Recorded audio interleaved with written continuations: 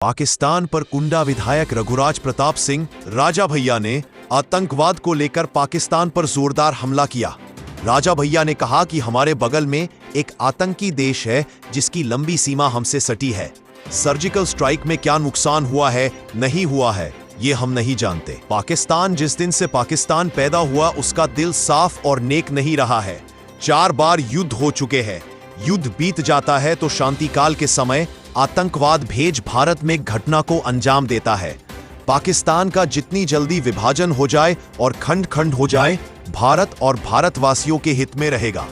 मोदी के मजबूत नेतृत्व की सराहना करते हुए जनसत्ता दल लोकतांत्रिक पार्टी के राष्ट्रीय अध्यक्ष रघुराज प्रताप सिंह ने बाबागंज विधानसभा रामवन गमन मार्ग के पुनर्निर्माण के लिए 11 करोड़ 70 लाख रुपए की लागत से बनने वाली कन्हैया नगर त्रिलोकपुर मार्ग के शिलान्यास कार्यक्रम के दौरान कही।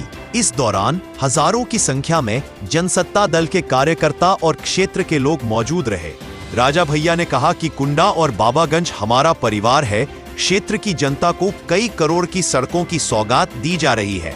जल्द ही उन सड़कों पर काम शुरू हो जाएगा।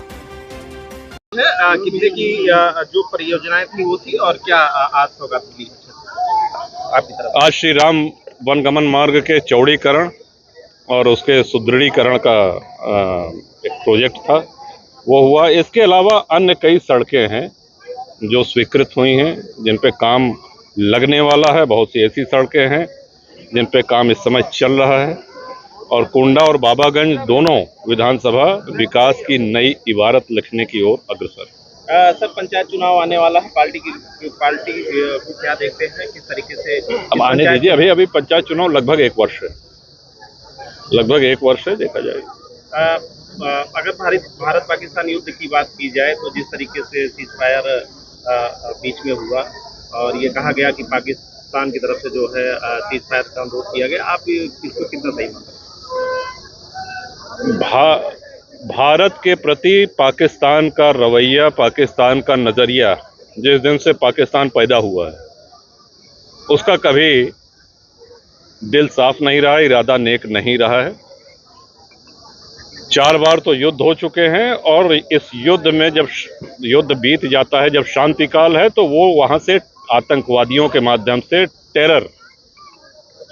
टेररिस्ट भेज करके और यहाँ पे घटनाओं को अंजाम देता रहा है पाकिस्तान। उसकी नीयत कभी उस पाकिस्तान का जितनी जल्दी विभाजन हो जाए, जितनी जल्दी जो है खंड खंड हो जाए, उतना ही भारत और भारतवासियों के हित में। क्या कारण है कि सेना और सरकार के बयानों में अंतर आ रहा है? बताइए कोई उदाहरण हो सर। सेना कुछ कह रही है, सरकार के लोग कुछ कह रहे हैं। क्या अंतर है, हमको नहीं जानकारी है। जैसे सरकार कह रही है, हमारे लिए महत्वपूर्ण यह है कि हमारा देश, हमारी संस्कृति, हमारी धरोहर आज सेना और अर्धसैनिक बलों के कारण सुरक्षित है। ये तो आप भी मानेंगे कि ये जो अभी एक छोटा सा युद्ध हुआ है, एक जो आतंकवादी कायराना हरकत करी है, जिसमें धर्म पूछ करके नरसंहार हुआ है पहलगाम में, इसके प्रत्युत्तर में भारत की जो कार्रवाई हुई है उसने दुश्मन देश के छक्के छुड़ा दिए हैं। क्या नुकसान हुआ है, क्या नहीं है, क्या कीमत चुकानी पड़ी है, यदि चुकानी पड़ी है तो उन शहीद परिवारों को भी नमन है। पुलवामा की घटना के बगल में एक आतंकी देश है जिसकी लंबी सीमा आपके देश से सटी हुई है और जो सोते उठते बैठते 24 घंटा सिर्फ ये सोचता है कि भारत में किस तरह से आतंकवादी घटनाओं को अंजाम दिया जाए, वहाँ किस तरह से अपने आतंकवादियों को घुसपैठ करा करके वहाँ पे हिंसा कराई जाए। तो इस तरह की घटना, हाँ, लेकिन हमारे सैन्य बल, हमारे अर्धसैनिक बल ये सजग हैं।